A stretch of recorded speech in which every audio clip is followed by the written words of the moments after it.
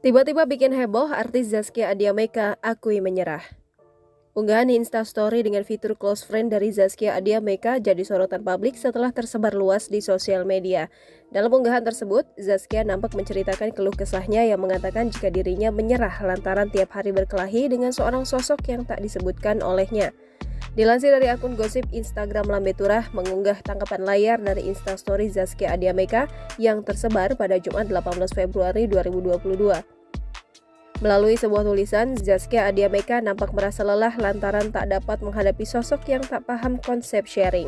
Tak sampai di situ, dirinya mengungkapkan jika dirinya tak tahu lagi harus bagaimana sehingga terpaksa curhat di sosial media.